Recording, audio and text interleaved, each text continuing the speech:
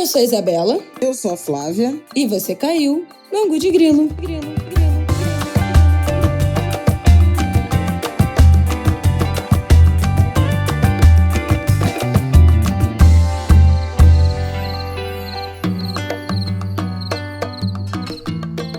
Olá, Angulers! Episódio 214 no ar.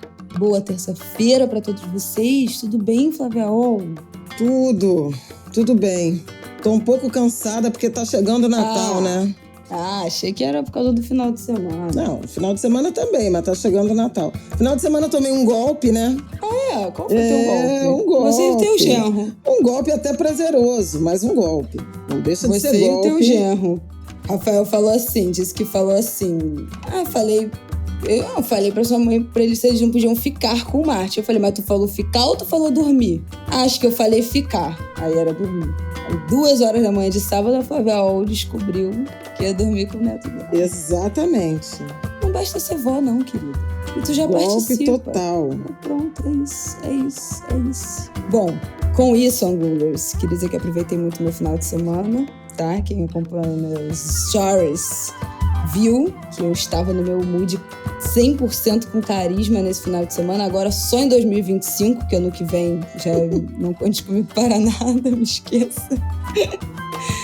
E hoje já estou indignada aqui para gravar esse Angu de Grilo na segunda-feira, porque a gente vai abrir o nosso episódio falando sobre o tópico aí do domingo no Twitter, nas minhas redes nessa segunda-feira, que é a história de justificar a decisão de não ter filhos com a tal da ansiedade climática. Se você me segue no Instagram, você já sabe que esse assunto não me desce e eu estou pronta para falar.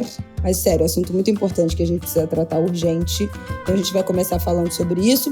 Depois a gente vai falar sobre o discurso do Eduardo Paes, prefeito do Rio de Janeiro, pedindo medidas, resoluções para a internação compulsória de pessoas em situação de rua.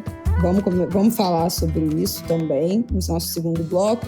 E aí no terceiro a gente faz aquele compilado aí dessa última semana. Já teve confirmação nessa segunda-feira de Flávio Dino será a indicação do Lula para a segunda vaga do STF.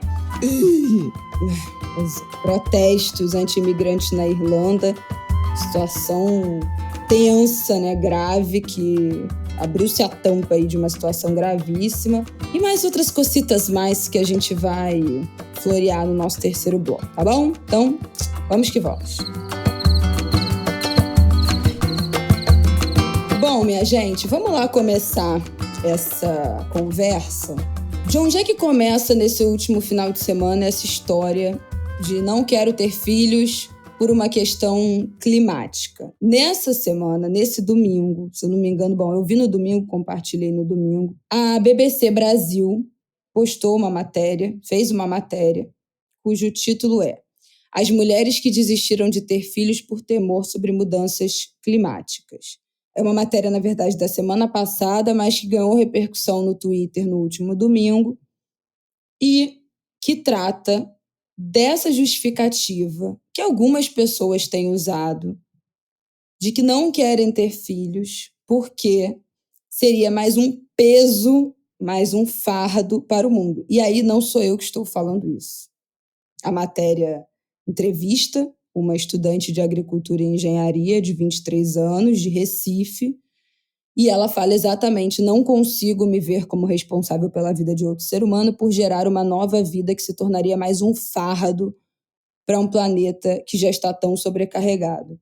Isso foi um assunto na semana passada no meu perfil do Instagram, porque toda vez que eu abro uma caixinha de perguntas, eu recebo mais de uma pergunta sobre como decidir ter filhos num mundo que está se acabando.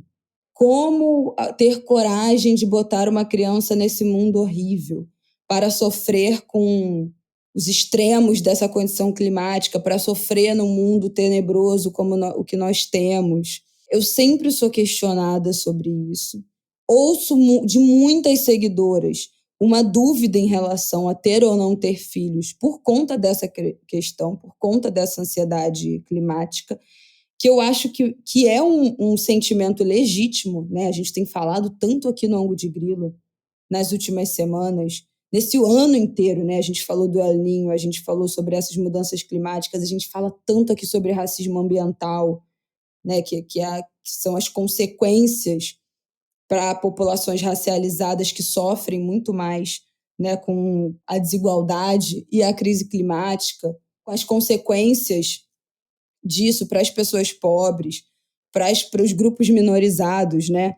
É óbvio que existe um sentimento que preocupa todos nós diante, né, das tragédias climáticas e humanas que a gente tem presenciado. Mas é muito delicado que a gente use essa justificativa para a decisão de ter filhos. Porque é exatamente esse lugar de colocar as crianças como um fardo, como um peso no mundo, né? Um peso para um planeta que já é tão explorado, que já é tão terrível, que fomenta um discurso de ódio às crianças, que fomenta um discurso de culpabilizar as crianças e as mães pelas nossas tragédias e mudanças climáticas. E a gente precisa apontar o dedo para os verdadeiros culpados. Pelo amor de Deus. A gente está falando aqui, neste podcast especialmente, há 4 anos, de desmatamento, de queimada, de genocídio da população indígena, da população quilombola, pelo agronegócio. A gente falou aqui da Taylor Swift na semana passada, que é apelidada de Miss CO2, porque ela é a pessoa, eu não sei se ela é a pessoa ou uma das pessoas que mais emite CO2 por conta do uso indiscriminado. Não, essa turnê que tem 170 shows, que durará mais de 1 ano e meio, que é uma das pessoas que atualmente mais emite CO2 no mundo por conta do uso indiscriminado de jatinhos, como fazem os bilionários, né? E compram crédito de carbono e acham que é com isso que eles estão salvando, cai nesse conto, que é enganar otário com essa história de crédito de carbono. A gente está falando de uma sociedade que é, meu Deus, construída fundamentalmente no racismo ambiental. E aí a culpa da tragédia climática são as crianças e as mães? Ou a solução para essas tragédias não é nada disso que a gente falou anteriormente, é parar de ter filho e se colocar como o grande bastião da moralidade, porque olha como eu me preocupo com o meio ambiente, com o planeta, com a sustentabilidade. Eu nem vou botar mais uma criança no mundo para não ser um peso, não ser um fardo. Então, assim, eu nem vou começar pelo ponto de vista que vocês do Ângulo de Grilo sabem o que eu acho, do que tanto que a gente fala aqui sobre infância, sobre criança, do ponto de vista da ancestralidade, da religiosidade, da importância da criança nas comunidades tradicionais, nas fés, na fé afro-religiosa. Eu não vou nem começar por esse ponto, porque você pode não acreditar nada disso. Mas, assim, não é verdade esse discurso. Não é verdade. Tem um post maravilhoso, e aí eu quero começar a referenciar um post maravilhoso que eu compartilhei no Instagram.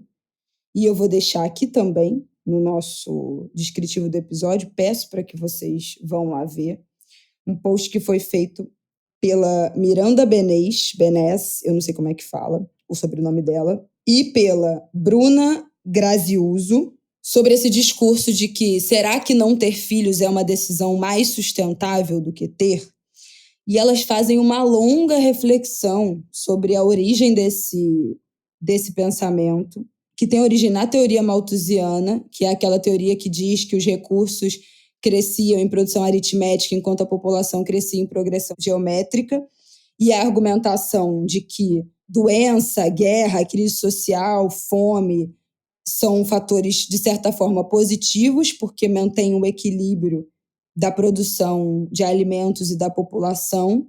É um equilíbrio que é uma teoria que impulsiona controle de natalidade forçado, como a gente já experimentou e sabe, vários lugares do mundo, inclusive no Brasil, que viveu uma epidemia de esterilização em massa, obviamente, né? Principalmente de mulheres pobres e mulheres pretas, lá entre os anos 60 e os anos 2000, que as mulheres eram esterilizadas sem consentimento, então um controle de natalidade forçado.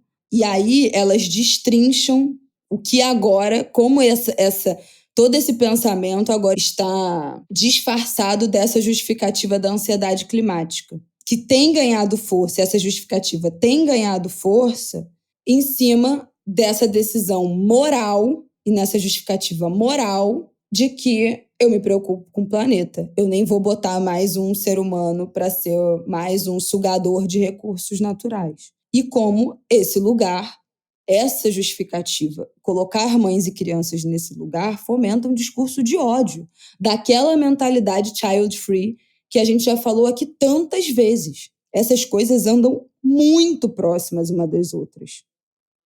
Muito próximas uma das outras.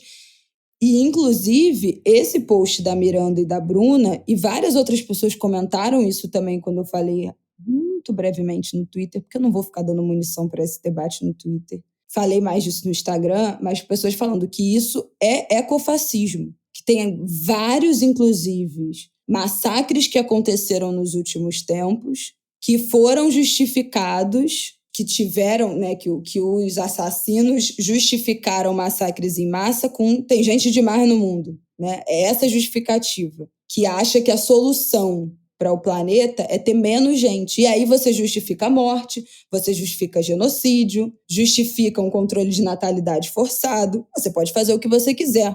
Se o problema do mundo é a quantidade de ser humano, todas as ferramentas, os artifícios para controle de natalidade e para genocídio podem ser justificadas a partir disso. Isso não é verdade.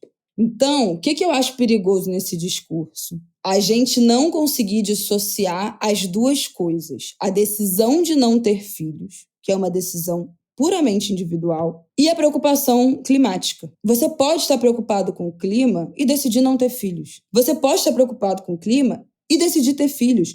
Porque essas coisas, a preocupação com o clima é uma preocupação coletiva. Você ter ou não filhos não vai resolver. Inclusive, você pode ter filhos e lutar por uma justiça climática, e você pode não ter filhos e não lutar por essa justiça climática. As coisas não são associadas. Mas essa associação é muito perigosa. E aí eu quero referenciar um outro texto maravilhoso da The New Yorker, um texto que é em inglês, eu vou deixar o link aqui, você pode abrir e usar o tradutor do Google, que vale a pena, apesar da tradução, né, tem umas frases que ficam meio sem contexto, mas o texto é perfeito em conduzir essa reflexão a partir de uma cientista que escreveu, inclusive, um livro, vou pegar aqui o nome do livro, The Quickening, Creation and Community at the End of the Earth. Então, é tipo assim, os chutes, a criação e a comunidade no fim da Terra. É uma cientista que estuda o derretimento das geleiras e ela, enfim, né, é especialista nisso, ela faz visitas na Antártida e ela, em algum momento, se deparou com a decisão de olha esse mundo, tá tudo derretendo, tá tudo se acabando, não vou ter filhos, e resolveu ter filhos. E ela fala exatamente dessa dicotomia na cabeça dela, dessa decisão, desse lugar de dualidade dentro dessas duas pessoas. E o texto referencia esse livro e outros especialistas, né, sobre essa decisão da parentalidade, o dilema da parentalidade. E ela referencia outro livro também, que é O Dilema da Parentalidade e Procriação na Era da Incerteza. E ela vai costurando esses dois textos, falando dessa construção, dessa dúvida realmente de um mundo que vive questões climáticas, esse fim próximo, como a gente lida com a decisão de ter ou não filhos. E aí é muito bom, o texto é muito bom, em alguns momentos eu fiquei com uma certa raivinha de algumas partes, mas eu entendo qual foi a construção que a autora quis trazer. E aí tem duas partes que eu queria ressaltar, e eu acho que elas traduzem essa discussão, no fim das contas, que ela cita um episódio, né, específico, que ela argumenta que as empresas de combustíveis fósseis não só devastaram o planeta, mas que deformaram essa conversa sobre quem é o culpado, enganando os consumidores para que eles se culpassem pela própria ruína do mundo. E ela cita o caso da British Petroleum, que apresentou ao público em 2005, numa campanha publicitária, esse conceito da pegada de carbono, e que enquanto os pais eram culpados, eram condicionados a ficar culpados com os custos de carbono de fraldas que não são biodegradáveis e com essas emissões de gases de efeito estufa para pegar um avião para visitar uma avó, a British Petroleum estava muito ocupada sendo agente do maior derrame de petróleo marinho da história mundial e fazendo lobby junto com o Trump. E aí ela termina falando: se você permitir que o departamento de marketing de uma empresa de combustíveis fósseis influencie suas decisões sobre procriação, os terroristas venceram. Então, assim, a gente está sendo enganado. É exatamente o mesmo discurso de não tome um banho de 5 minutos ou feche a torneira enquanto você se ensaboe durante 30 segundos para economizar água para o agronegócio gastar nossa água inteira. Isso não existe. Gente, pelo amor de Deus. Essas não são. Minha mãe tá rindo. Eu fico desesperada. Porque a gente está sendo enganado. Ela tem andado muito indignada, né, nas últimas semanas. Gente, é porque assim, pelo amor de Deus, caia esse pano. Acorda.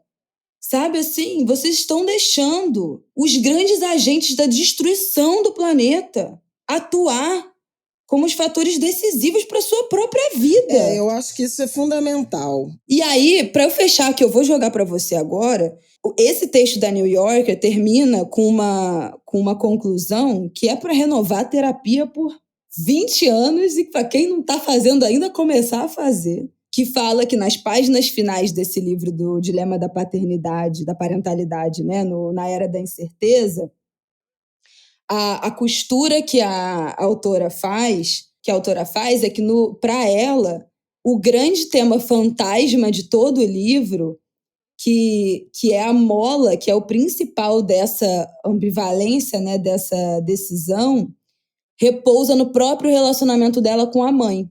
Que os pais dela se divorciaram quando ela era muito nova, que a mãe foi muito fria durante a infância dela, e que essas cenas e essa decisão só poderia ser resolvida quando ela desvendasse esse caminho dessa relação dela com a própria mãe. E aí, esse é o trecho final. A preocupação em se tornar pais vai apenas adicionar mais contas, né, nesse fio, e é alimentada quando essa decisão é tomada e quando essa decisão está aqui. Então, a preocupação é muito mais difícil, né? Muito maior quando você toma essa decisão e quando essa criança chega. Porque o medo que você sentiu pelo nosso clima, pela nossa crise climática, quando você estava numa praia 20 anos atrás, foi, na verdade, pode ter sido, na verdade, uma representação do medo que você atribui a você mesma de colocar alguém no mundo, de ser mãe de alguém. E aí não é um medo pelos danos que você pode causar ao planeta, mas a essa pessoa que habita nesse planeta, que é a pessoa que você mais ama, que provavelmente vai ter que viver muito mais longe esse futuro eventualmente catastrófico do que você. Por quê? Por que esse medo? Porque, afinal, foi você e mais ninguém que pediu para essa criança nascer, que nunca quis tanto uma coisa quanto você quis essa criança, que essa criança veio e aí agora olha o que você fez. Então, o texto termina propondo essa reflexão. Será que você está com medo dessa ansiedade climática? Você está com medo? Você não quer colocar um filho no mundo por questões climáticas? Ou você está com medo de admitir que você não quer ter filho, que você tem medo de ter filho, que você não tem estabilidade emocional que você gostaria para ter filho, que você não tem vontade, que você tem traumas familiares que não te permitem pensar nessa relação, que você não consegue se desvencilhar da necessidade de controle, que é muito difícil quando você pensa em colocar uma vida que é tão incerta no mundo. Será que não existem outras justificativas e só é realmente difícil a gente bancar essa justificativa? E aí é mais fácil a gente terceirizar essa decisão para, não, e se colocar num lugar de superioridade moral, de não vou ter filho porque eu não quero prejudicar o planeta, ao invés de bancar essas decisões. Eu não quero ter filho porque eu não quero, porque eu não tenho coragem, porque eu tenho medo. Isso é legítimo. Isso é a coisa mais importante. Não ter filhos, seja o motivo que for, é uma decisão absolutamente legítima. Eu já falei aqui no Ângulo de Grilo e repito, depois que eu tive filho, eu me tornei ainda mais a favor da legalização do aborto. Porque você aí sim entende o BO que é ter filho. Então, assim, não quer ter filho? Não me interessa o motivo, tá tudo ótimo. Seja lá os motivos que você decidir. Agora, não dá pra gente endossar esse discurso de que a solução para o planeta não é a gente restringir o agro, não é a gente lidar com os bilionários, não é a gente lidar com essas indústrias de combustível, não é nada disso. A decisão para o planeta é o controle de natalidade. O problema do planeta são as crianças e as mães. Esse discurso não pode. Então, assim, vá fazer terapia, vá descobrir a origem dessa dificuldade, dessa vontade de não ter filho, e não transfira essa culpa, essa responsabilidade para as outras pessoas. É isso, gente. Tem que sustentar as nossas decisões e não terceirizar para uma ideologia completamente nociva para o lugar social das mulheres e das crianças, que exclui, que fomenta ódio. Isso não pode, eu não aceito. E é por isso que eu fico tão nervosa com essas discussões. Porra, não quer ter filho, não tenha, entendeu? Agora falar que a solução do mundo é ninguém mais ter filho, que você é superior moralmente porque você decidiu não ter filho? Não, Mona. Eu quero ter um filho só, eu não quero ter outro filho. E eu não sou melhor que ninguém por causa disso.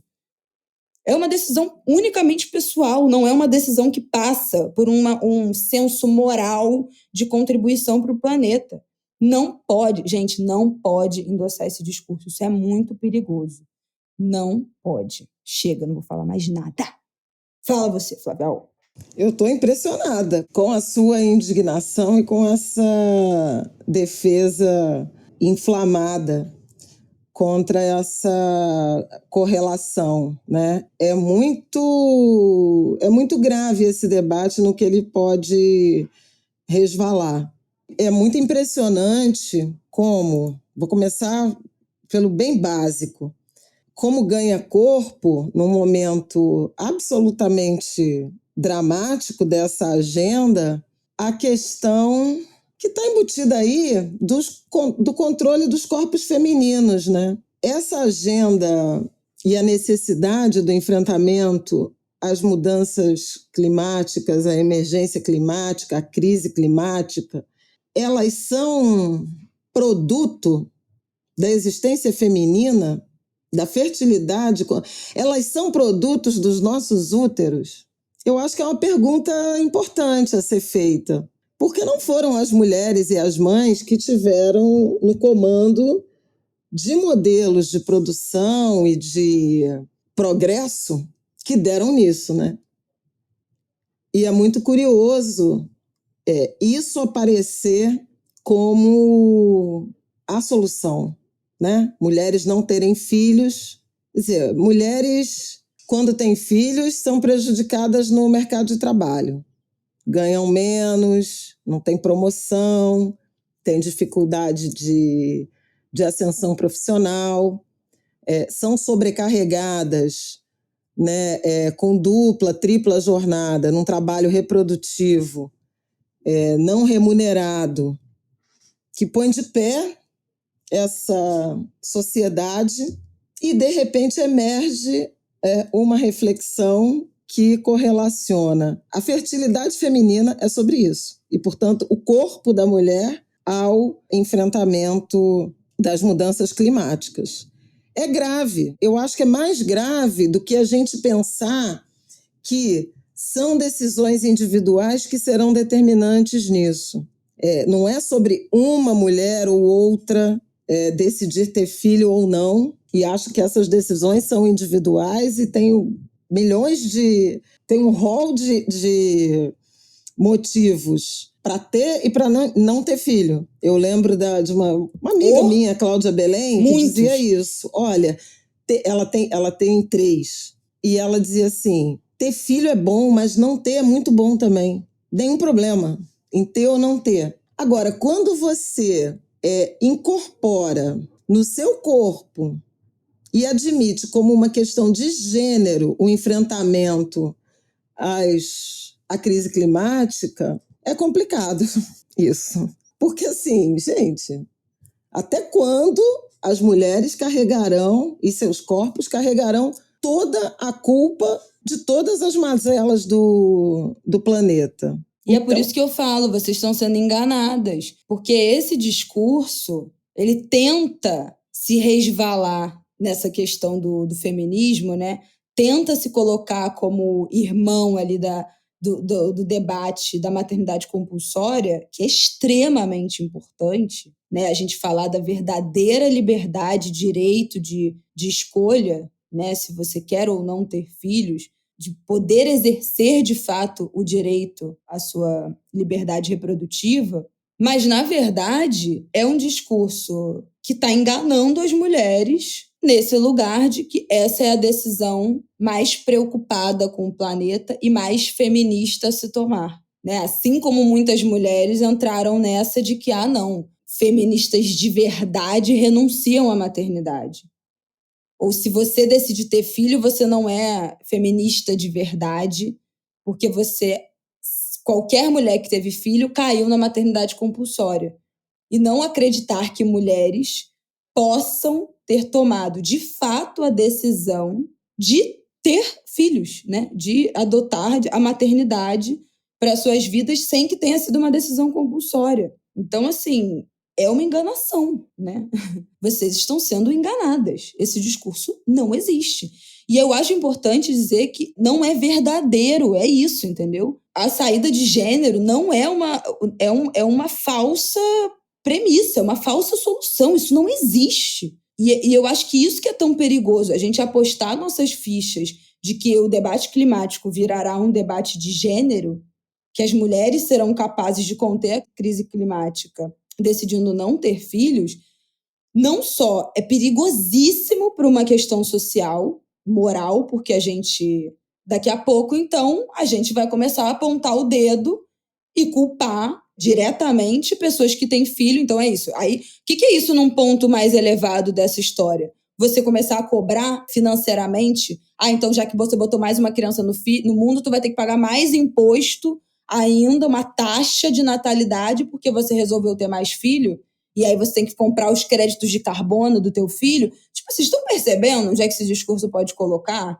a nossa sociedade? Então, assim, por um lado é isso, né, uma segregação e uma responsabilização ainda maior, uma marginalização ainda maior de mulheres e crianças, e por outro, é mentira. É mentira, porque assim, isso não vai resolver. A gente continuar olhando para esse viés, nada vai acontecer. Não tem. É uma solução que simplesmente não existe, assim. Se a gente decidir que a solução é não ter filho e o agronegócio continuar explorando, continuar desmatando, continuar promovendo genocídio, os líderes mundiais continuarem baseando absolutamente tudo num capitalismo selvagem, que só produz desigualdade, que só produz racismo ambiental, que só produz guerra, que só produz tragédia, e a gente achar que, não, fulana não ter filho vai solucionar o planeta, amor, e a gente vai acelerar ainda mais essa destruição. Vocês estão sendo enganadas. Isso é uma mentira. É uma mentira cientificamente. É mentira, assim. É cientificamente uma mentira. Isso não existe. Estamos apontando o dedo para o lado errado dessa discussão. Eu acho que isso que é tão desesperador, assim. Tipo assim, não é possível que vocês não estão vendo que Manaus estava embaixo de uma nuvem de fumaça por causa do desmatamento, que 40% do desmatamento promovido por uma região lá queimadas da Amazônia foi promovida pelo avô do cara do Agenor Tupinambá, do cara da capivara. O avô dele desmatou 40% de uma das regiões da Amazônia e o povo tá, o TikTok da capivara. Tipo assim, mano, pelo amor de Deus. Sabe assim? É muita falta de senso de realidade. É por isso que esse debate me deixa nervosa. Que, tipo assim, pelo amor de Deus, vocês estão olhando pro lado errado. Tipo assim, olha pra cá. Socorro! Eu vou inovar agora aqui no no angu nesse momento. É porque ela quando pegou eu falei um livro, ela levantou e foi pegar um livro. Eu peguei um livro, eu peguei a mitologia dos orixás. Não, eu tô com a minha blusa de Omoluca. Eu falei assim, gente, eu preciso me curar. A Totô, meu pai. Hoje, essa energia. Presente lindo que a Camila Silva nos deu. Mitologia dos orixás, Reginaldo Prandi, página 345. Oxum faz as mulheres estéreis em represária aos homens. Logo que o mundo foi criado, todos os orixás vieram para a terra e começaram a tomar decisões e dividir encargos entre eles, em conciliábulos dos quais somente os homens podiam participar. Oxum não se conformava com essa situação. Ressentida pela exclusão, ela vingou-se dos orixás masculinos. Condenou todas as mulheres à esterilidade, de sorte que qualquer iniciativa masculina no sentido da fertilidade era fadada ao fracasso. Por isso os homens foram consultar Olodumare. Estavam muito alarmados e não sabiam o que fazer. Sem filhos para criar, nem herdeiros para quem deixar suas posses, sem novos braços para criar novas riquezas e fazer as guerras, sem descendentes para não deixar morrer suas memórias. Olodumare soube então que Oxum fora excluído das reuniões. Ele aconselhou os orixás a convidá-la e as outras mulheres, pois sem Oxum e seu poder sobre a fecundidade, nada poderia ir adiante. Os orixás seguiram os sábios conselhos de Olodumare e assim suas iniciativas voltaram a ter sucesso. As mulheres tornaram a gerar filhos e a vida na terra prosperou. Eu me lembrei desse mito aqui, da fertilidade de Oxum, e veja, isso aqui não é sobre gerar filhos, né? Unicamente. É sobre exclusão e é sobre controle dos corpos de uns sobre os corpos das outras. E a resposta de Oxum, nesse mito, que não tem nada a ver com rito, isso é filosofia, isso não é religião. Entendam, por favor. Embora religiosidade e ritos religiosos tenham como base os mitos, essa leitura não foi uma leitura religiosa. É uma leitura de filosofia. O que eu acho que o professor Muniz Sodré vai chamar de pensar nagô. A gente tem que se despir de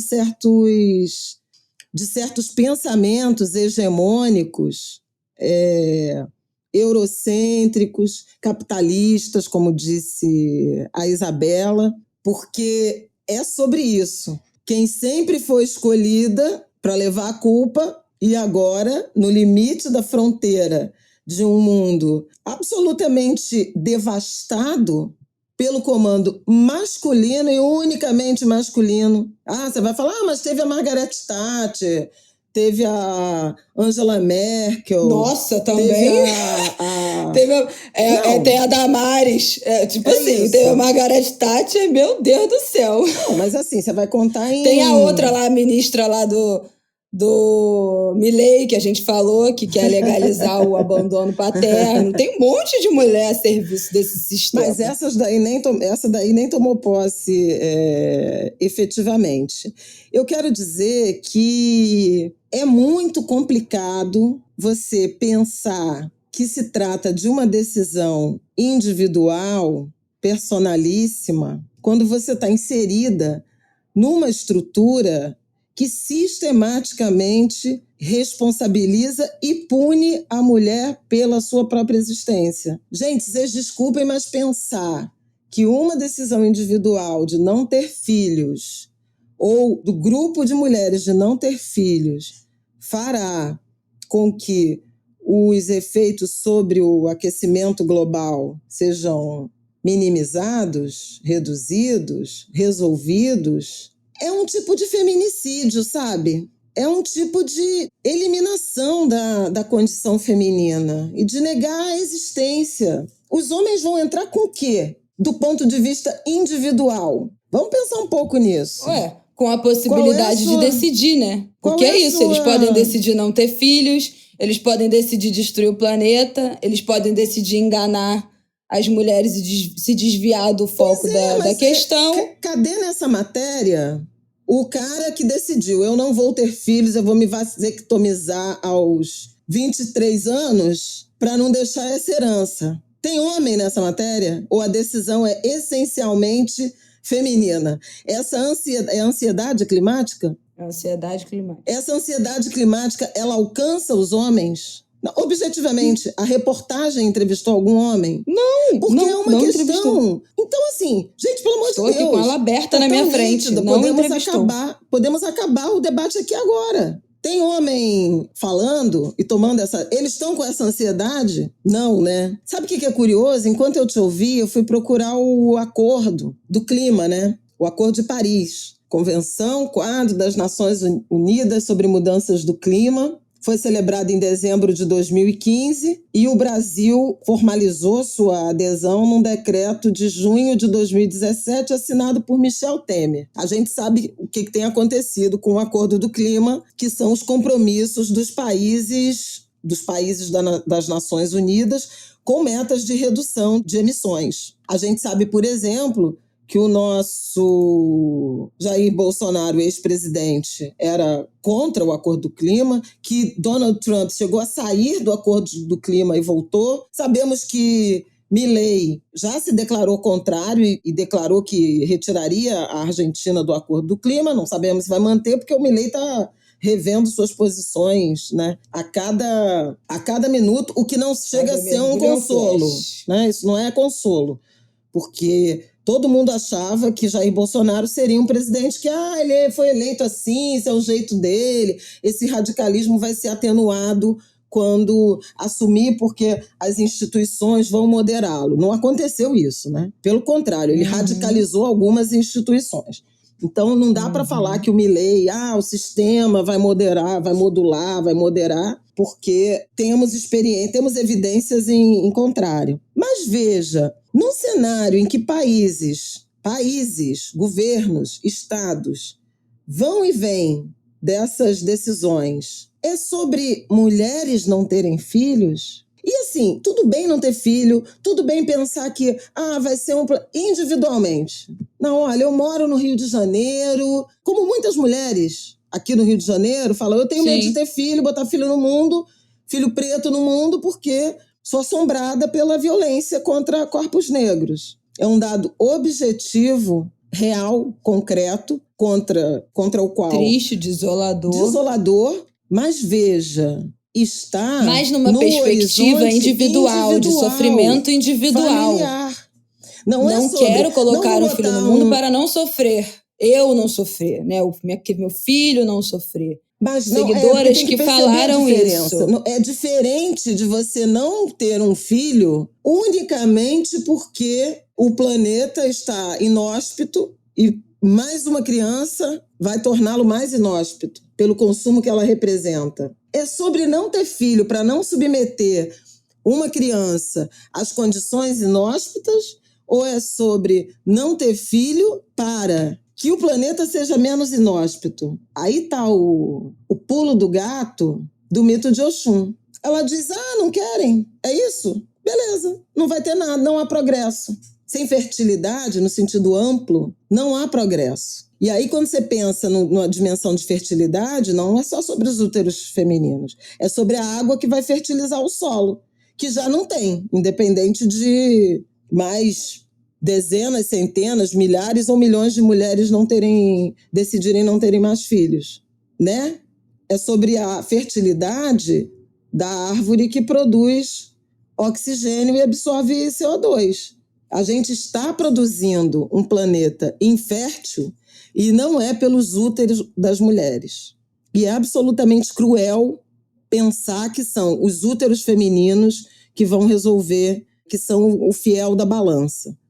Num mundo em que tem combustível fóssil, num mundo em que o Brasil pensa em autorizar exploração de petróleo na foz do Amazonas, né, nas margens do rio. Num mundo que vai passar a lei do veneno, né, que nesse voltou. mundo, né?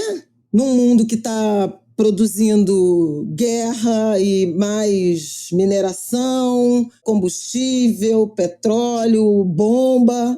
Ou bomba não é aquecimento, né? Aquecimento é só os... Eu achei aqui um dado, 58, como é que é, hein? Cada filho, cada criança, é muito curioso. um filho a menos reduziria em 58 toneladas de CO2 na atmosfera por ano. É sobre isso? Uma pessoa evitar viagem... Gente, é a mesma de discussão de você tomar um banho de 5 minutos para economizar 100 litros d'água, que o agronegócio vai usar em um milésimo de segundo. Tipo assim, vocês estão enxugando gelo e responsabilizando uma criança que sequer nasceu. Então, eu acho que além dessa questão do é sobre isso e tal, essa decisão de pensar a diferença desse medo individual, desse receio individual, para esse endosso de uma decisão coletiva de que isso resolveria, eu acho que tem uma questão, sim, de se sentir superior moralmente por justificar essa decisão numa preocupação com o planeta. E eu acho que isso é uma justificativa, em primeiro lugar, egóica, e em segundo lugar, que pode estar mascarando uma dificuldade de lidar com as suas verdades, entendeu? Com as suas verdades, com a sua capacidade de se encarar no espelho e lidar com os verdadeiros motivos pelos quais você não quer botar uma criança no mundo. Para começar, porque é difícil pra caralho. Sabe assim? Só isso já devia ser justificativa. Só que aí é difícil, gente, bancar a decisão, tanto de ter filho quanto de não ter, num mundo da maternidade compulsória. É difícil justificar para nossa mãe que a nossa mãe não vai ter mais neto. É difícil justificar que para suas amigas que têm filho que você não vai dar um sobrinho. Entendeu? É difícil. Para o seu companheiro que ele não vai ser pai. É difícil mesmo a gente bancar as nossas decisões. É muito mais fácil e muito mais moralmente aceitável a gente se vestir desse discurso. Mas é nocivo e não é verdade. Então, assim, vai ter que sustentar os próprios BOs, não quer ter filho, vai ter que justificar pelos motivos verdadeiros. Não vamos fazer as mulheres pagarem essa conta. As mulheres, enquanto classe, né, social, enquanto grupo coletivo, pagar essa conta de uma destruição que não foi feita por mulheres. E aí eu acho que entra uma... Que, enfim, a gente já falou sobre isso aqui no Ângulo de Grilo, eu acho que não vale nem a pena a gente se alongar dessa visão, né, da infância das crianças, pensar a criança numa visão produtivista, né, do que a criança pode ou não oferecer para o mundo, né, pensar uma nova vida como mais uma máquina, mais uma engrenagem para o capitalismo, só nessa dicotomia do que vai produzir, se vai servir ou não vai servir para o mundo. Eu acho que isso já é uma desgraça desse pensamento, você pensar uma nova vida só dessa forma produtiva. Se não for produtiva para o sistema, não serve.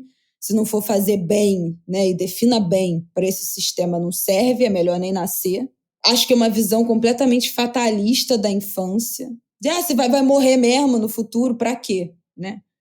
Vai viver num mundo desgraçado, para quê? Então, é uma transferência de responsabilidade, porque você responsabiliza um ser que sequer nasceu. E qual é, então, a sua responsabilidade nesse mundo? Né? Qual é a nossa, então, responsabilidade? Nós que somos nascidos, que estamos aqui, o que nós estamos fazendo? Além de responsabilizar uma vida que sequer nasceu. Uma vida que nem existe. A gente está apontando para os verdadeiros agentes dessa destruição, a gente está cobrando dessas pessoas. Qual é o nosso papel enquanto ser pensante aqui dentro dessa discussão? Porque, assim, se todos nós estamos apenas produzindo 58 toneladas de gás carbônico no mundo, aí ninguém precisa existir. Então, mata todo mundo que vai resolver. Isso é ecofascismo.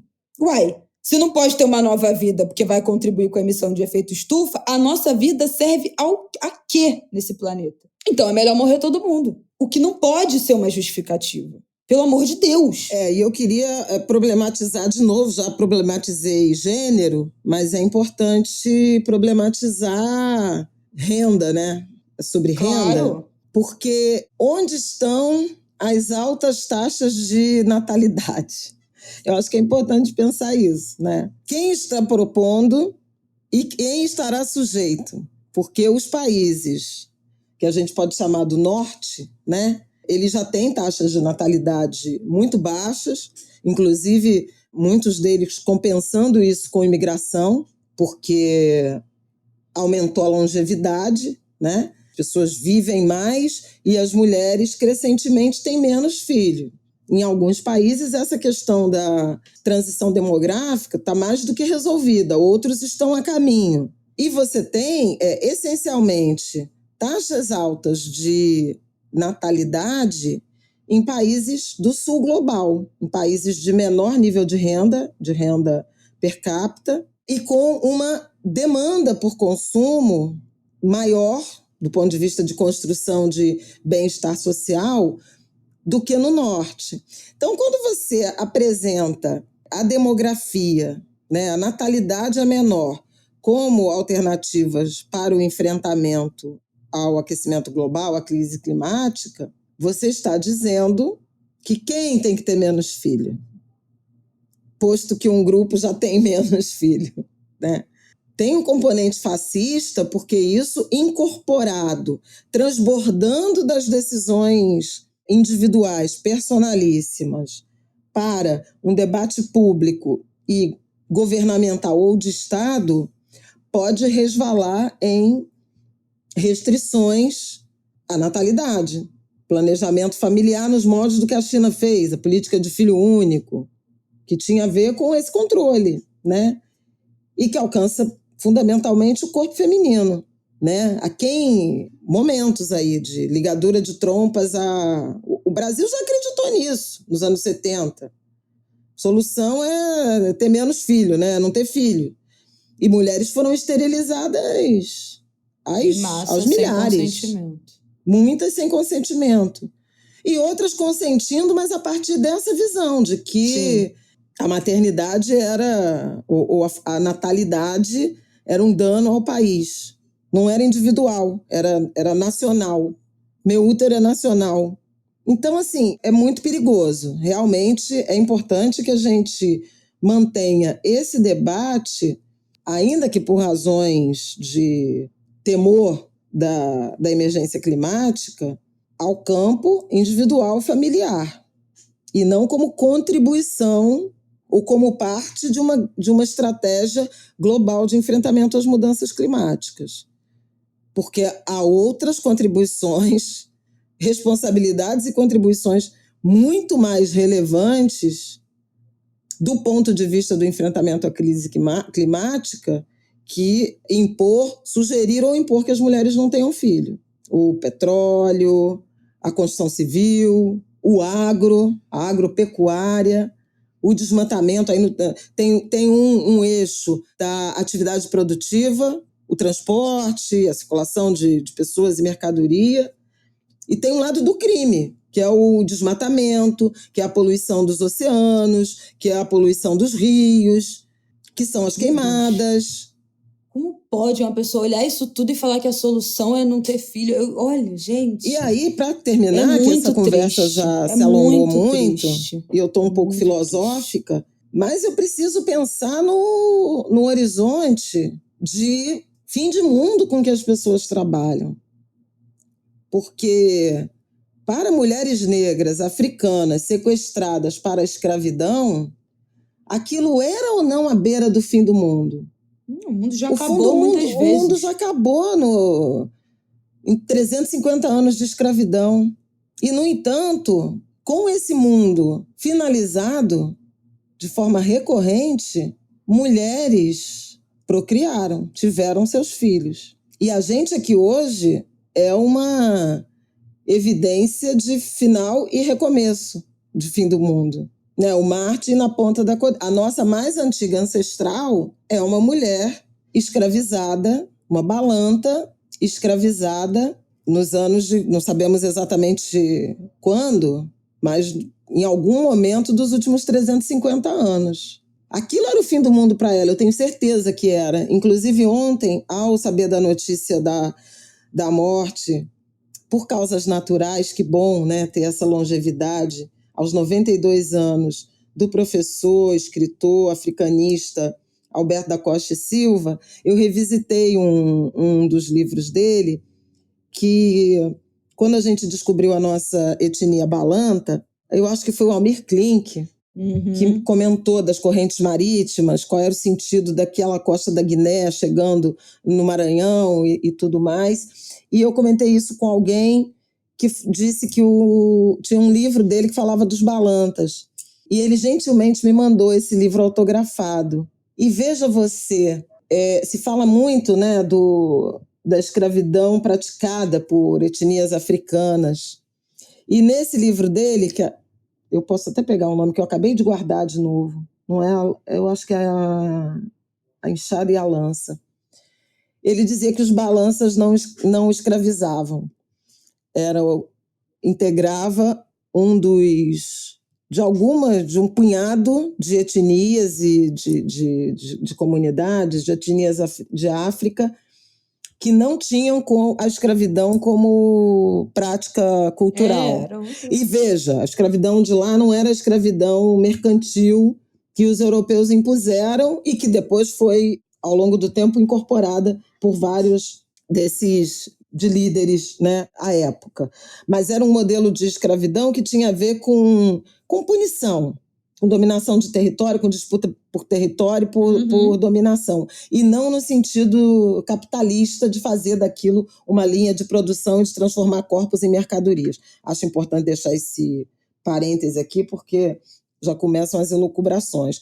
Mas isso, deixando a minha homenagem ao professor Alberto pela existência tão rica, né, e que será certamente lembrada para sempre, porque ele é referência para muita gente preta e branca que estuda, né? Ele foi o cara que disse: para entender o Brasil tem que entender a África, e eu vou tentar entender a África. A partir da leitura de Gilberto Freire, menino ainda, garoto, muito jovem, que certamente não explica a África, né? Eu estou trazendo isso para pensar nessa ancestral mais longínqua, o quanto ser sequestrada para ser escravizada era o fim do mundo. Uma mulher que não sabia o que isso significava.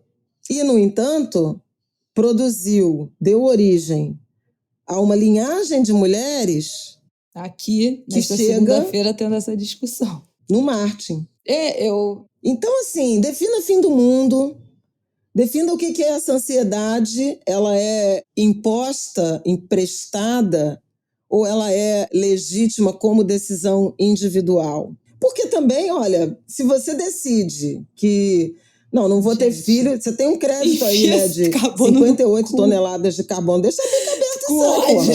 Né? Carbono, gente. Um pouco isso. Mata uma Mas é exatamente isso. A gente está fazendo piada, gente, mas é exatamente isso que eu falei. Se você terceiriza, já não tive filho, eu posso fazer o que eu quiser, porra. Qual então a sua responsabilidade? Se a sua decisão para o clima é só não ter filho, então você se autoriza a fazer o que você quiser, a detonar absolutamente tudo do debate climático, porque você já não teve filho. O seu crédito de carbono é não ter tido filho. Então o resto foda-se. E não é assim. Né? E eu acho que, para fechar, repetindo o post que eu fiz tem 2 semanas no meu Instagram, quando eu fui perguntada do que eu sinto sendo mãe, tendo filho no meio dessa emergência climática. Como ter esperança tendo um filho nessa situação? E o que eu respondi foi: a minha única esperança existe justamente, vou botar ipsis literis do que eu respondi, qual era a pergunta. O que sente tendo um filho enquanto vivemos numa ebulição global? E a minha resposta foi: ter um filho é a única coisa que alimenta a minha esperança de que um futuro melhor é possível. E aí eu acho que dentro disso que a minha mãe falou, é um compromisso com a ancestralidade. E eu não acho que o compromisso com a ancestralidade é ter filhos.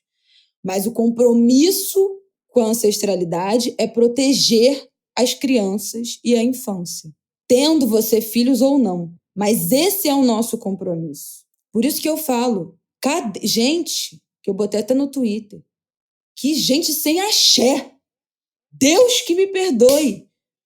Gente, isso é um compromisso. A gente chegou até aqui porque as pessoas acreditaram. Sabe aquela música do Emicida? Eu sou o sonho dos meus pais, que era um sonho dos avós, que era um sonho dos meus ancestrais. Pelo amor de Deus! A gente está pegando tudo que acreditaram, toda a força vital que colocaram na nossa existência, no vislumbre do nosso futuro, e jogando no lixo. E não é porque a gente decide ou não ter filhos, não é porque a gente está criando uma mentalidade de desacreditar na potência da infância e das crianças, de achar que isso é descartável, de que é melhor não ter criança. Não pode, isso é uma falta de compromisso com o nosso futuro, com a nossa ancestralidade. E aí eu tenho que lembrar de novo, e eu escrevi no post para finalizar este bloco, poderia ser só isso o episódio de hoje, mas para finalizar o post que eu fiz e finalizar esse bloco. Pego Ailton Krenak, pego a minha fé nos orixás, o meu compromisso com a minha ancestralidade num braço,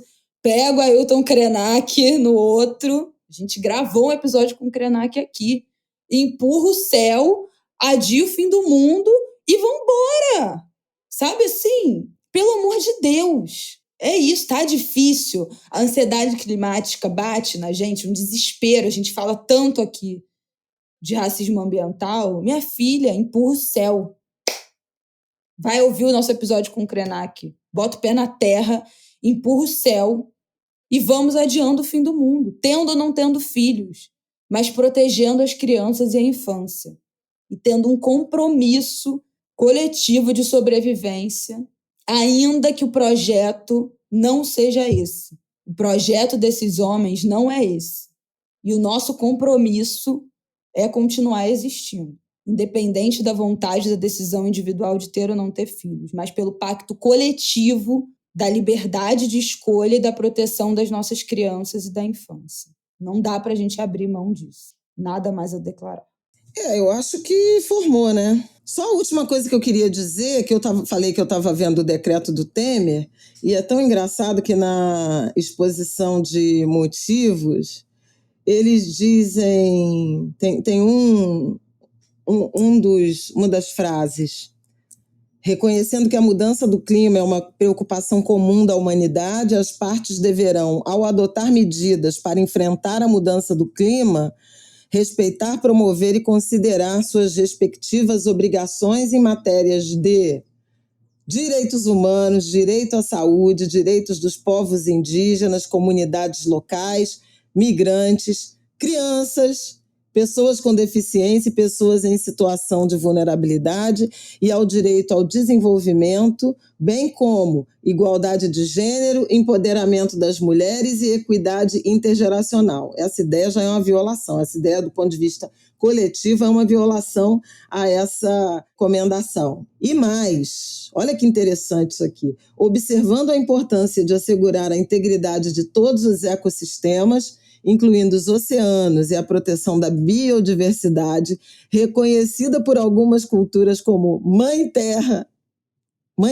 gente, e observando a importância para alguns do conceito de justiça climática ao adotar medidas para enfrentar a mudança do clima. Gente, sem mais, né? Quando eu mencionei quem serão as pessoas a não terem filhos, é obviamente que isso tem uma dimensão do racismo absurdo, né? Se a gente pensar em quem está no sul global, quem responde pelas maiores taxas de natalidade, e mesmo quando a gente pensa no suicídio de jovens de territórios indígenas, pela absoluta perspectiva de estreitamento do mundo, né, de esmagamento da visão do mundo, você vê o significado de não nascer. Não nascer, não envelhecer. Acho que a gente precisa pensar num conceito mais amplo de fertilidade para travar esse debate. Veja, sem desqualificar a individualidade. Não é sobre individualidade. Esse debate é político. É isso. É político. Vamos para o nosso próximo e hegemônico. bloco, que terá que ser curto. Pois é. Não, e esse episódio já está enorme. Terá que ser curto porque eu estou atrasadíssima. Vamos que vamos. Bom, na semana passada, no dia 21, na terça-feira passada, o Eduardo Paes fez um tweet, prefeito, né, do Rio de Janeiro, fez um tweet dizendo que determinou o secretário Daniel Sorães, que é secretário de saúde, né, municipal aqui do Rio de Janeiro, que preparasse uma proposta para que a prefeitura pudesse implantar no Rio a internação compulsória de usuários de drogas. Não é mais admissível que diferentes áreas de nossa cidade fiquem com pessoas nas ruas que não aceitam qualquer tipo de acolhimento e que, mesmo abordadas em diferentes oportunidades pelas equipes da prefeitura e autoridades policiais, acabem cometendo crimes. Não podemos generalizar, mas as amarras impostas às autoridades públicas para combater o caos que vemos nas ruas da cidade demandam instrumentos efetivos para se evitar que essa rotina prossiga. Depois ele falou que o Rio não vai deixar o Rio virar uma Cracolândia de São Paulo, acabou, enfim, pedindo desculpa no segundo momento, mas foi, obviamente, esse debate ganhou muita força, né, na semana passada no Twitter e nas redes, por esse discurso higienista, esse discurso de internação compulsória. E aí queria te ouvir, Flavel, porque você escreveu sobre isso, né, na semana passada. Eu escrevi a coluna porque achei muito preocupante o post do prefeito do Rio, né? A começar pelo uso muito inapropriado da expressão, né? A escolha que ele fez foi de implantar no Rio a internação compulsória de usuários de drogas. Ele não falou em dependentes químicos severo, em vulnerabilidade extrema. Ele falou em usuários de drogas e, na sequência, ele faz uma correlação com a criminalidade. Discurso muito perigoso e um discurso que, para mim, foi muito político-eleitoral. Um discurso de um candidato, que né, Eduardo Paes é candidato à reeleição, e que flerta, se dirige e me parece que pretende agradar fundamentalmente o campo conservador do eleitorado e o campo da extrema-direita, que é um campo que costuma se deixar seduzir por soluções, e eu usei na coluna o termo simplória, soluções simplórias para problemas complexos, né? Eu acho que o Eduardo Paes criou uma grande confusão, que o secretário de Saúde, em alguma medida, tentou acomodar, atenuar, dizendo que se trata de um projeto, uma proposta que ainda vai ser desenhada e que alcançaria, no universo de pessoas cadastradas pela prefeitura, pela área social da prefeitura, em torno de 130 ou 140 pessoas, que são dependentes químicos severos. A própria secretária municipal de Meio Ambiente, a Tainá de Paula, falou da questão da chegada ao Rio, dessas novas drogas mais potentes, mais baratas, mais perigosas do ponto de vista de constituir dependência e de pôr em risco e matar, né, usuários. Mesmo considerando isso, acho impróprio. Eu acho que uma decisão do tipo que o Eduardo Paes anunciou, ela não pode ser dissociada do tempo em que ela se instaura. Então, afora o tempo pré-campanha eleitoral, é o tempo também em que o Supremo Tribunal Federal está decidindo, né, tem um julgamento em andamento sobre porte de drogas para uso pessoal, que tem consequências no encarceramento em massa de jovens negros.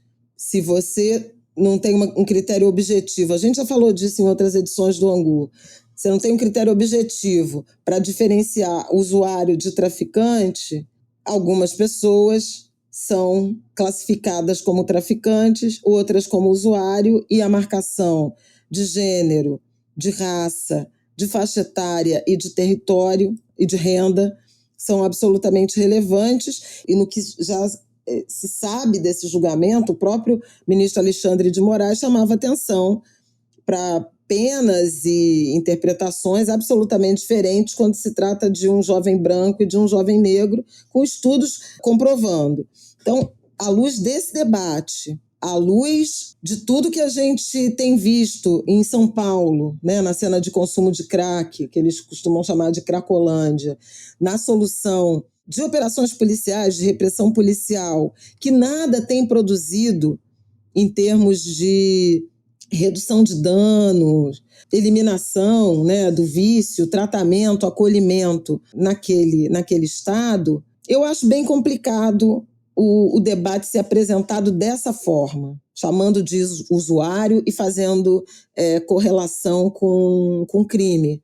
Você criminaliza, nem todo usuário é criminoso, nem todo usuário e nem todo dependente químico, né, cometem crimes, e tem muito criminoso que nunca foi dependente químico e não usa droga nenhuma. Então, assim, é de um reducionismo que um pouco decepciona em relação a um quadro político que tinha a chance de levar adiante um debate público de qualidade. Por quê? A internação compulsória está no leque de possibilidades numa política de saúde pública de enfrentamento à dependência química severa, mas ela tem acolhimento, tratamento ambulatorial, tratamento psicológico ou psiquiátrico, reaproximação com a família, preparação da família, eventualmente uma internação voluntária ou autorizada pela família por curto período de tempo, porque a legislação antimanicomial não prevê mais no Brasil, e acho que desde os anos 90, internações de longa duração. E aí, no limite, a internação compulsória também por período determinado. Então, ela não pode aparecer num discurso de captura, de modo geral, de usuários de drogas, nem num discurso de repertório de solução para a crise de segurança pública a partir da autoridade municipal. Então, achei muito ruim o prefeito ter trazido isso. Se a gente ouve especialistas como Dr. Drauzio Varela, falou isso é só populismo.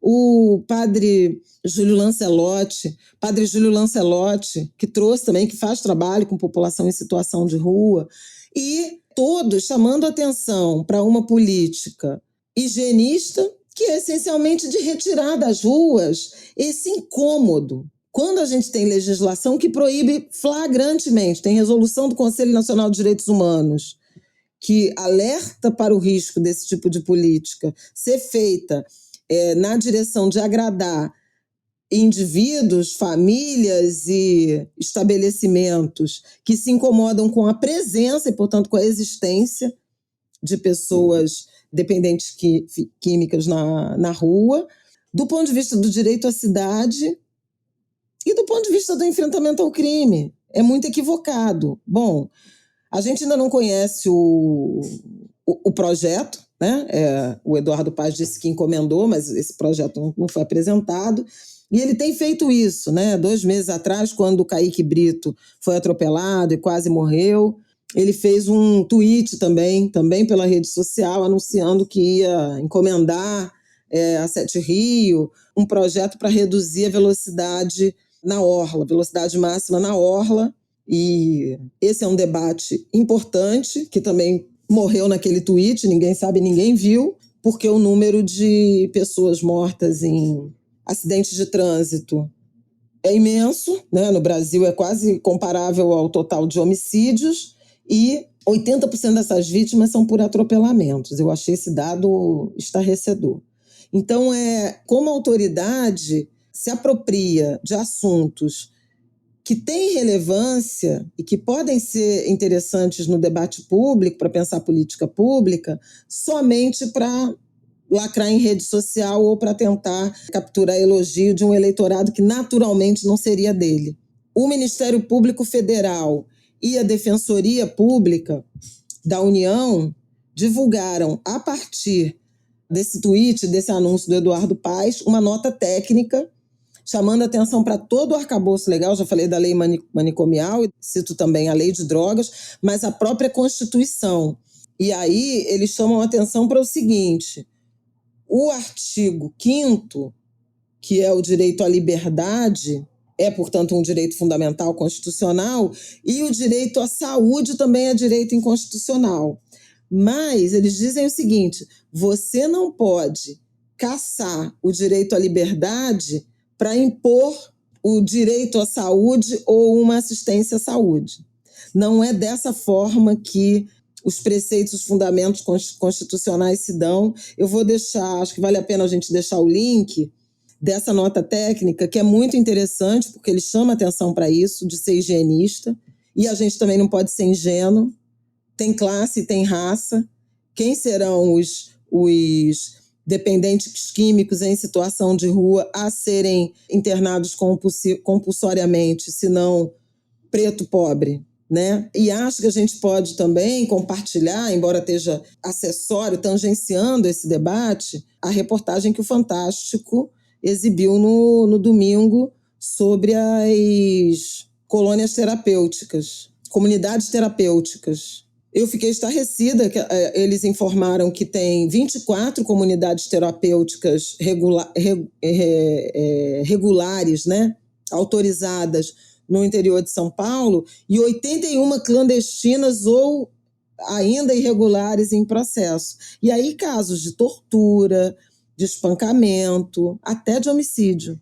Como essas alternativas aparecem como o tratamento de enfrentamento à dependência química e quanto, a partir do SUS, isso é recomendado como uma atividade complementar, uma terapia complementar, uma estratégia complementar, que não prescinde do atendimento ambulatorial, da consulta com o médico, que não prescinde de uma série de outros fatores que vêm antes de um modelo de internação. E se a gente pensar na população em situação de rua, não é somente sobre dependência química, né? As pessoas não estão na rua só porque são dependentes químicos. Muitas vezes tornam-se dependentes químicos porque estão na rua, foram para a rua por alguns motivos. Desestruturação familiar, perda de emprego, despejo, déficit habitacional, eventualmente algum transtorno mental, um luto, perda de imigração e perda de laços, né, familiares e comunitários, ameaças. Então, assim, tem vários motivos. E o poder público tem obrigação de sofisticar essa análise e elaborar políticas públicas a partir disso. Então, será que o problema é todo mundo que está na rua é usuário de drogas, pode cometer crime ou comete crime e tem que ser internado compulsoriamente? Não é sobre isso. E o prefeito, na verdade, ele quis pautar o debate, provocar o secretário. Escolheu as palavras na medida de um dividendo eleitoral esperado. Porque a gente sabe, no caso do Rio de Janeiro, né, que a gente conhece bem, desde que o Rio de Janeiro é Rio de Janeiro, essas políticas de remoção, de higienização, elas são vigentes pelo poder público. A gente pode falar do Bota Abaixo do Poreira Passos, a gente pode falar das remoções das favelas da Zona Sul, todo esse eixo aqui do Leblon até o Humaitá, né, os morros que foram postos abaixo e hoje dão lugar àquela cordilheira de prédios ali da Epitácio Pessoa, de frente para a Lagoa. Aquilo ali era tudo favela e foi todo mundo para Vila Kennedy, Cidade de Deus, Zona Oeste distante. Macedo Sobrinho era favela. Só ficou a Cruzada São Sebastião por uma experiência que era Morro do Pinto, por uma experiência de Dom Helder, que achou que a integração era possível.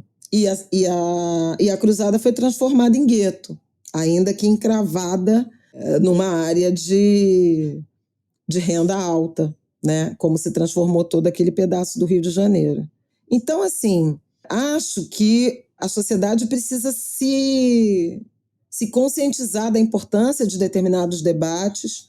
Acho que precisa se conscientizar da escolha de palavras e expressões, né? E de quais são os caminhos que estão sendo apontados, traçados pelas autoridades. Achei importante escrever sobre isso e achei importantíssimo que a Defensoria Pública da União e o Ministério Público Federal tenham se pronunciado muito rapidamente para apontar a inconstitucionalidade, né, o absurdo dessas medidas. Eu acho que o Eduardo Paes está se passando, né? No Twitter. Já passou da hora, eu acho que dele se colocar num outro lugar, assim, na boa. Bom, sobre esse debate higienista, acho que minha mãe já falou tudo, mas eu entendo, eu acho importante essa presença digital de gestores públicos, né, de prefeitos. Eu acho que algumas coisas, várias coisas até, vários comportamentos dessa presença digital do Eduardo Paes são bastante interessantes, como, por exemplo, outro dia ele respondeu publicamente, naquela onda de calor, né? Uma mulher falou que a mãe dela é gari e os garis estavam se organizando para pedir para poderem usar as roupas de trabalho na praia, no dia a dia, por causa do calor, que são roupas mais frescas. E aí ele publicamente respondeu que já tinha entrado anteriormente em contato com a Conlurb, fazendo esse apelo, questionando. E aí postou lá, por exemplo, a resposta da Conlurb, falando que o uniforme não era só um uniforme, também era um material de um EPI, né, de segurança. Então, tem algumas coisas que encurtam, né, dessa presença digital, que encurtam esse caminho do debate, do contato com o gestor público, que eu acho muito interessantes, eu acho muito positivas dessa presença do Eduardo Paes. Outras, eu acho completamente fora do tom. Como essa história de tudo joga para a torcida. Eu vou pedir para o Daniel Sorães para fazer uma proposta. Eu vou falar com a Sete Rio para mandar um estudo. Tipo assim, Mona, faz o teu trabalho, entendeu? E apresente adequadamente o projeto, a proposta, o assunto quando você tiver. Isso não é arquibancada para você ficar jogando para o público o que você vai fazer, o que você acha, o que você deixa de achar. Muito menos escrevendo isso de um jeito absolutamente inadequado, né, que estigmatiza, que criminaliza, com terminologias que nem se usam mais. Então, assim, completamente fora do tom.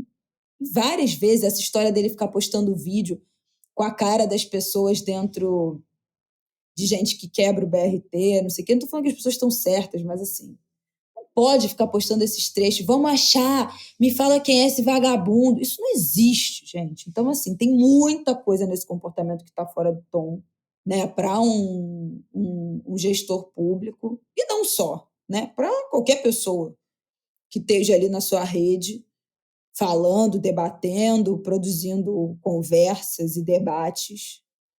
E eu acho que precisa de um pouco mais de decoro, sabe? Para introduzir assuntos, ainda que seja para fazer uma espécie de.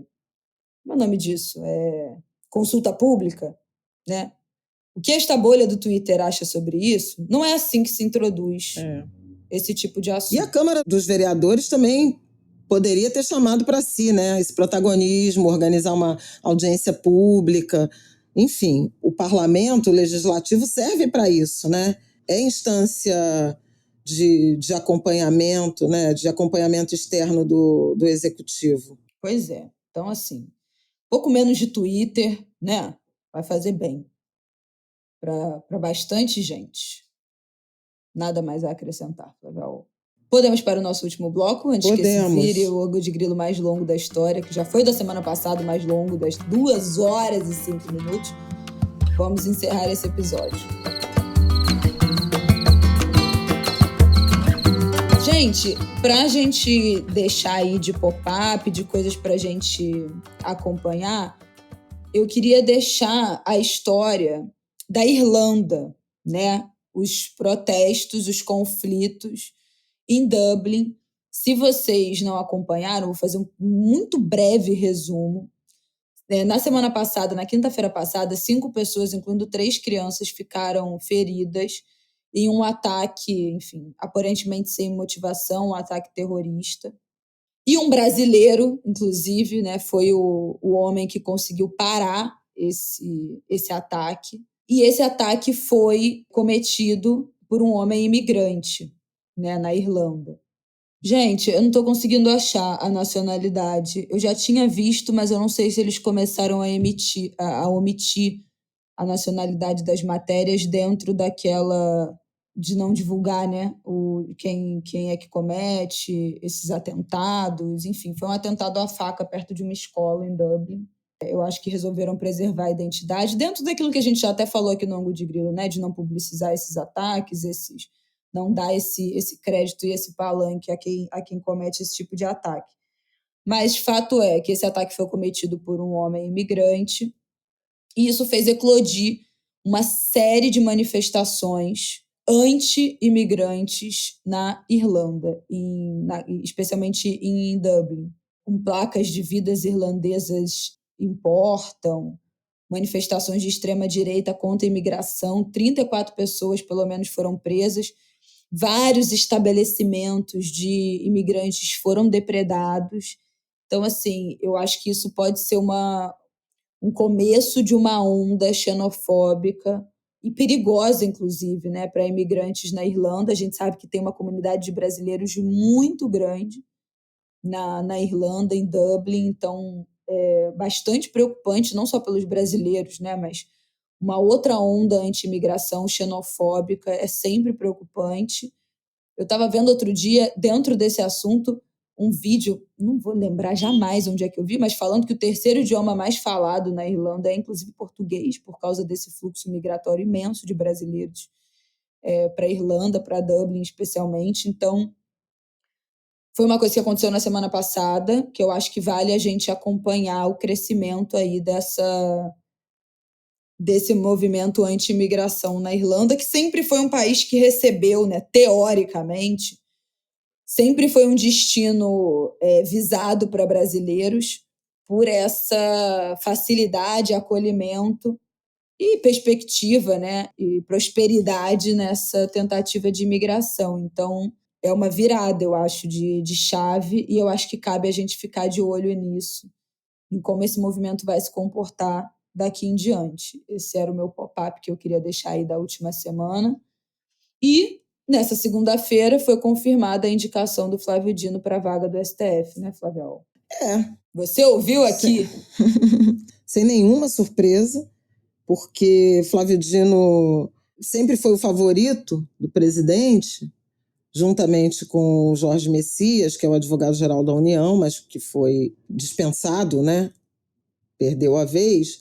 E Lula usou a estratégia que usou com Zanin, né? Lança o nome e deixa esse nome ser naturalizado, né? Ser escrutinado para, na sequência, confirmar a indicação.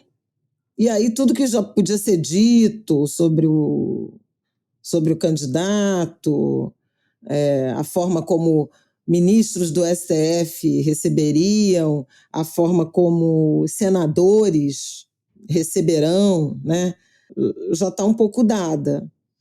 Acho que ele tentou, ao longo dos últimos meses, indicar algumas mulheres para funções e, na sexta-feira, coroou com a indicação do Leonardo Magalhães, que é um homem negro, para a Defensoria Pública da União. Lembrando que o Senado rejeitou, né, o Igor Rocha, que era a primeira indicação, o nome que encabeçava a lista tríplice.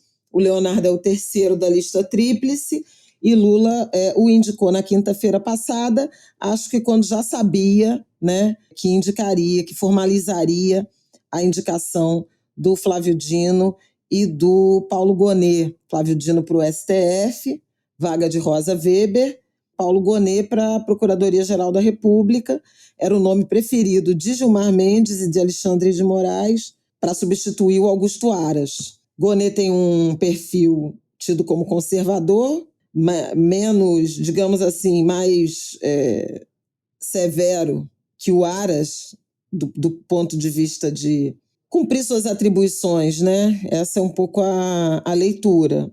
Mas ninguém tem uma visão muito positiva de um PGR mais ativo, por exemplo, em defesa de direitos humanos, de defesa de minorias, e esse também é um papel, né, da PGR, afora o papel de defesa da democracia, que foi absolutamente negligenciado pelo Augusto Aras, indicado e reindicado, né? Aprovado e depois reconduzido à PGR, ficou 4 anos. O Flávio Dino tem notório conhecimento jurídico e reputação ilibada, né? Um senador eleito que vai abrir mão, em definitivo, do cargo de senador. E eu acho muito impressionante, a mim impressiona pessoalmente, eu falei isso e repito, como alguém que se candidata ao Senado, que é um mandato de 8 anos, abre mão desse mandato 1 ano depois. Eu acho isso, do ponto de vista da confiança do eleitorado, né, Muito complicado. Você sinaliza que você tem um projeto político e, de repente, você fratura esse projeto político na direção de um outro projeto. Sendo ele um jurista, de fato, né? Ele foi juiz federal e largou para a política. Agora ele larga a política para tornar ministro do Supremo Tribunal Federal. Acho que Flávio Dino será um ministro do Supremo Tribunal Federal mais progressista, né, em comparação com o Zanin, a primeira indicação de Lula nesse terceiro mandato, mas não acho que a indicação dele supre a representatividade que foi soterrada, né, por Lula nas duas indicações. Zanin, um homem branco de São Paulo, Dino, um homem autodeclarado pardo do Maranhão, mas veja, era a vaga de uma mulher, Rosa Weber, ministra Rosa Weber, com posições muito importantes, seja no campo progressista dos costumes, seja do ponto de vista do debate de gênero, né, dessa transversalidade para o Tribunal Federal. É muito ruim saber que a ministra Carmen Lúcia será a única entre 11 ministros, né, ela e 10 homens, e não tem uma representação efetivamente feminina e negra no sentido até do domínio da complexidade do debate racial. Eu não acho que Flávio Dino tenha se destacado como um quadro político atravessado por essa necessidade do debate das desigualdades de gênero, óbvio que não. Ele é um homem, ainda que ele tenha algum letramento, não substitui uma mulher, né? Mas acho que mesmo no debate racial não era alguém com esse protagonismo. Se a gente pensar, por exemplo, jurista por jurista, se a gente pensar no Silvio Almeida, é um homem preto, jurista, cuja obra, cujo discurso, cujas reflexões são atravessadas. Você pode gostar ou não gostar do Silvio Almeida, mas suas reflexões, suas obras, seus posicionamentos são atravessados por essa perspectiva. E eu não acho que Flávio Dino, até aqui, demonstrou na sua obra, nos seus projetos políticos, no seu discurso político, essa sensibilidade. A gente pode pensar que o ministro Nunes Marques, eu não sei como ele se autodeclara, né? Mas ele, a mim, parece, pelo fenótipo, pela aparência, um homem pardo, que não tem nenhum compromisso, que não fez jamais nenhum tipo de gestão, de abordagem nesse sentido. Então, assim, não representa, né, essencialmente. Eu acho que Flávio Dino vai representar, sem dúvida alguma, o campo progressista de uma forma... Olha, tô até me fugindo a palavra, sabe? Que dureza, né? Eu acho que Flávio Dino representará melhor o campo progressista do que outros ministros, do que outras... Né? Na composição do STF, não vou negar que Flávio Dino agrega ao campo progressista e ao debate de ideias nessa direção. Mas não representa, né? Acho que não dá para negar. E aí eu vou deixar o tweet do presidente Lula sobre a indicação, em que ele põe duas fotos, né? Uma foto, ele, Flávio Dino e o Paulo Gonet, e a outra foto, a cúpula do Planalto, e aí diz tudo, entendeu? É uma foto que não esconde nada. Eu vou botar aqui no Angu, porque, assim, é absolutamente estarrecedora. E esse aqui é o líder de esquerda, do campo progressista. A foto tem 2, 4, 6, 8, 9 homens héteros, 8 brancos e o Flávio Dino, entendeu? É um negócio assim... Isso é a cara do poder, entendeu? É Lula, é Alckmin, é Paulo Pimenta, Alexandre Padilha, Márcio Macedo, acho que Jorge Messias. É assim... é aquele momento que os bolsonaristas chamam faz o L. Não tem surpresa, isso estava dado, isso foi amadurecido. Sim, a gente falou. Mas são as escolhas. E aí alguém falou, mas alguém me perguntou num dos grupos, né? Por que você acha que ele não escolheu uma mulher?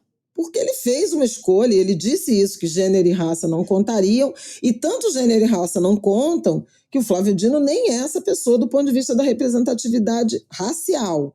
Mas quando ele disse gênero e cor não serão critério, né? O critério é essencialmente um critério de confiança, de diálogo, de intimidade, que o presidente da República, progressista, de esquerda, em seu terceiro mandato, tem com homens e não tem com mulheres. E aí isso diz muito mais sobre Lula do que sobre as potenciais mulheres candidatas a ministras do Supremo Tribunal Federal, negras ou brancas, né? Por que é tão difícil? Então agora a gente fica com uma equação, né, a ser solucionada. Como o plenário do Senado sabatinar e aprovar esses candidatos, né? Na semana passada houve um agravamento aí da tensão, que lá no Angu de setembro, eu nem vou me alongar aqui, porque vocês estão sabendo tudo disso.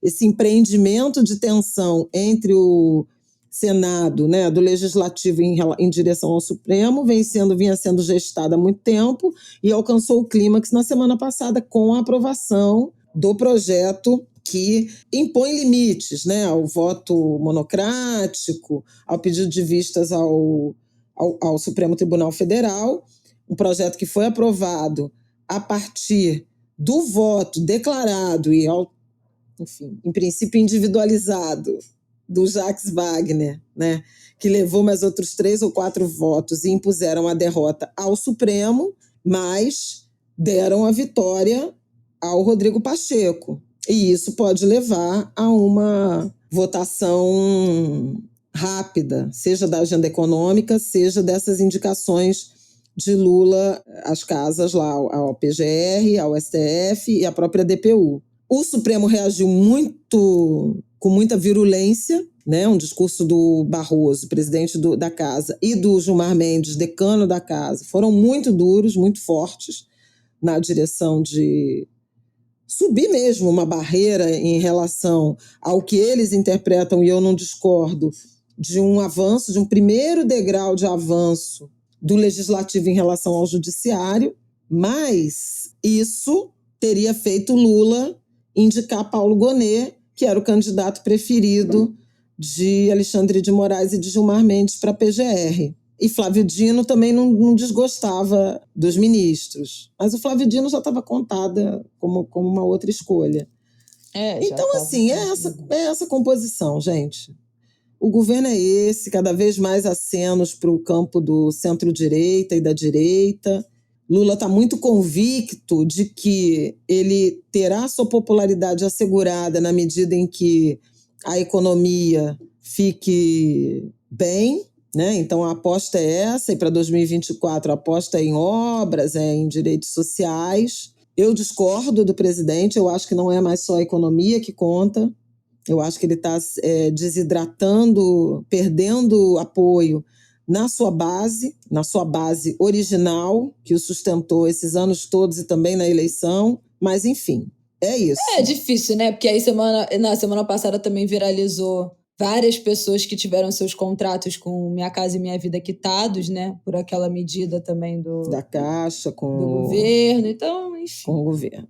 É isso. Gente, é isso. É isso, desenrola. É isso. Então, enfim, de novo, uma visão muito de gestão pública, muito ancorada nas condições de consumo. Isso fez muito sentido em 2003, mas não sei se agora faz, né?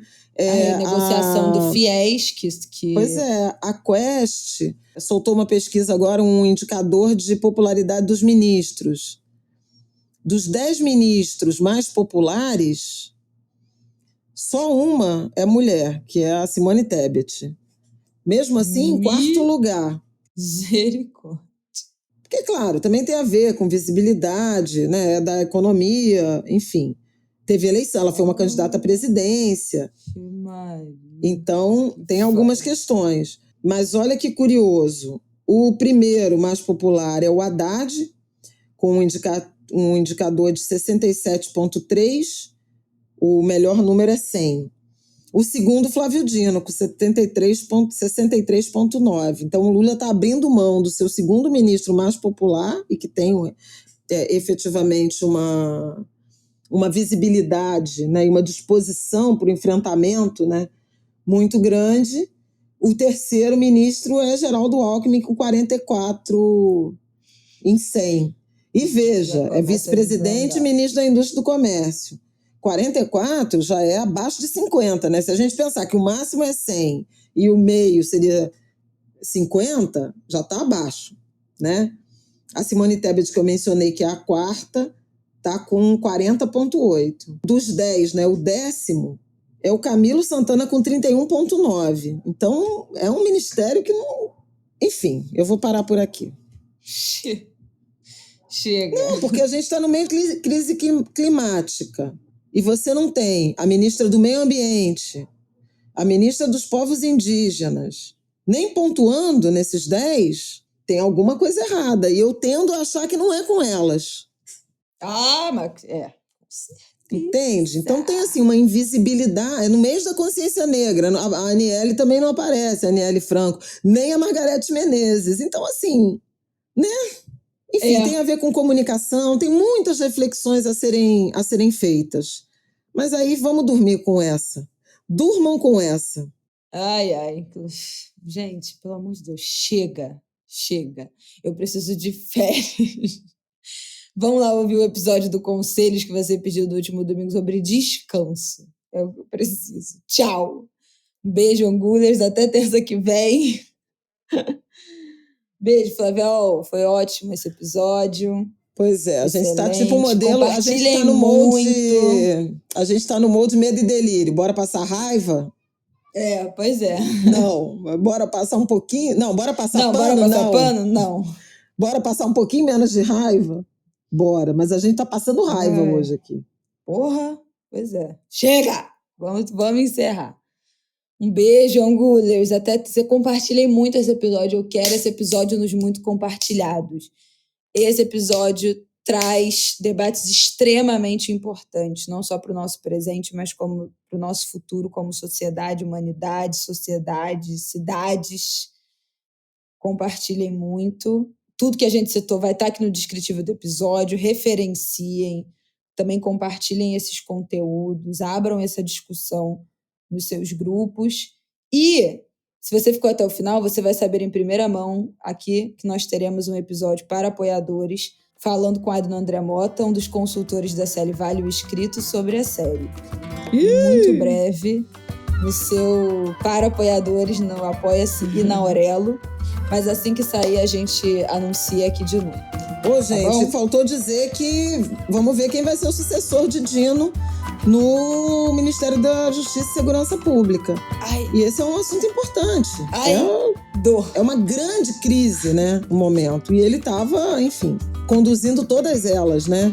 Do golpe tentado, aos ataques contra escolas e à segurança pública mesmo. Enfrentamento ao crime organizado no Rio de Janeiro, na Bahia, no Brasil, enfim. Vamos lá, boa semana. Novembro chegando ao fim, já é Natal. Vem aí dezembro. Um beijo, minha gente, até terça-feira que vem. Tchau!